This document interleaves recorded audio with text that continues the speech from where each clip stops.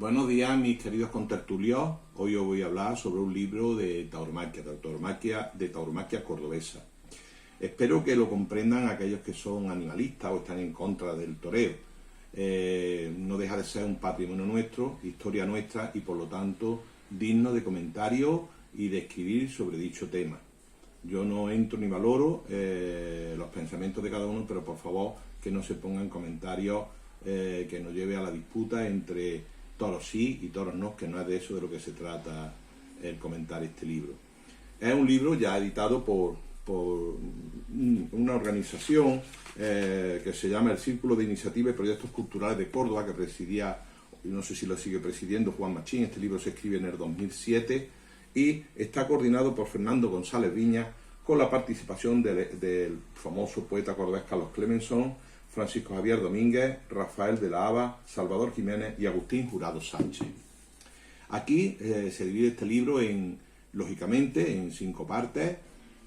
Trata sobre la vida de los 5 califas, no solo de la vida, más que de la vida, podemos decir de sus características en el toreo, de sus triunfos, de sus malas tardes, de todo lo que conllevó su carrera taurina de los 5 grandes califas cordobeses, sino que además trata sobre la historia, el nexo de unión del propio torero, es la historia en la que vivía nuestro país en determinadas épocas. Tened en cuenta que Lagartijo abarca no solo Isabel II, sino su destronamiento, Alfonso XII, y que ya muerto Alfonso XII, él se retira del toreo y da paso a Guerrita, que parte de ese tiempo lo comparte con él, y parte estuvo ya retirado Lagartijo como primera figura del toreo.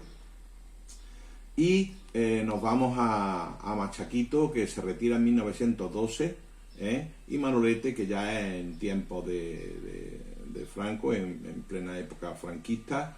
Él fue el torero importante de todo este primer periodo, que continuará años más tarde, con los inicios del cordobés, que se producen aproximadamente unos 15 años posterior a la muerte de Manolete. Empezando a analizar el libro, la época de Lagartijo, tenemos en cuenta que Lagartijo ha sido quizás el fundador del toreo moderno. Nació en el barrio de La Merced, cerca de donde estaba el matadero, lógicamente siempre en contacto con vacas bravas, con animales muy próximos a lo que era un toro de lidia, y es donde él aprende desde chiquito a ser torero. Fue un gran benefactor de Córdoba, fue una gran persona, murió sin descendencia y casi todo su patrimonio sirvió para atender necesidades. A continuación tenemos a Rafael Guerra Bejarano, Guerrita, el filósofo del toreo. No hay ninguna de las frases dichas por Guerrita ha tenido desperdicio en la historia de Córdoba. Famosas son sus frases míticas, ¿no? Y además la participación que tuvo en Córdoba y la retirada que tuvo, y que le llevó a la calle Gondomás tener su club, donde él se sentaba todas las mañanas y podían mirar el pasado de las personas de Córdoba, de donde las personas cordobesas podían saludarlo. ¿Qué hablar de Machaquito? El mejor quizás estoqueador que ha tenido Córdoba, uno de los mejores estoqueadores de la historia. De él existe una obra hecha por Benlliure, que fue La estocada de la tarde. ¿Qué le llevó a Benlliure a hacer esa obra? Pues la magnífica estocada que había pegado en las ventas en Madrid. Un hombre también muy vinculado a Córdoba, su familia, los Clemenson, los González Clemenson, fundadores e industriales de Córdoba, en el sector del automóvil. Después tenemos Manolete. ¿Qué no se puede decir Manolete si es la gran figura de Córdoba del siglo XX, sin lugar a la duda? Ha sido un personaje grande que 80 años, o casi 80 años después de su muerte, sigue dando titulares y sigue dando historias y comentarios sobre lo que fue Manolete, y eso que solo estuvo de torero 8 años. Y por último, hablar del cordobés. Gracias a Dios, personaje que todavía vive a pesar de su avanzada edad. El cordobés ya tiene 89 años, que cumplió este mes de mayo, y está como en plenitud de facultades. Parece mentira que se pueda conservar tan bien, tan lúcido, y tan a disposición siempre para cualquier cosa que se le pueda necesitar. De los primeros se piensa que fueron grandes toreros. De hecho, los dos primeros marcaron época, fueron los mejores en su época. Machaquito tuvo que lidiar, y nunca mejor dicho, con Bombita.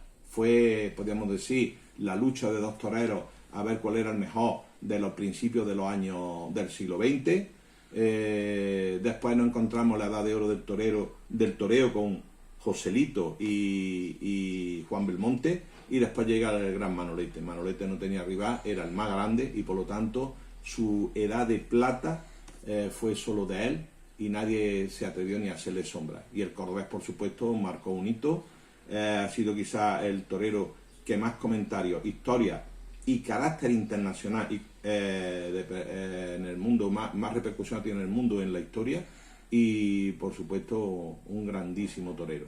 Todo ello se habla en este libro, que además habla de la plaza de toros cordobesas, primero la de los Tejares, segunda del Coso de los Califas, donde se habla de ellas, y se hace un comentario analizando el toreo de los 5 califas, y por supuesto situándolo en el contexto histórico en el que ellos viven, que son completamente diferentes, el del Lagartijo con el del cordobés, y todo ello se plasma en este libro. Un libro muy bien trabajado, con profusión de fotografías y muchísimos comentarios y anexos, tratados sobre mucha bibliografía, y que yo recomiendo sin lugar a dudas a todos los interesados en el toreo o interesados en la lectura, en la literatura general. Por eso os recomiendo Los Califas del Toreo, Historia y Vida. Muchas gracias.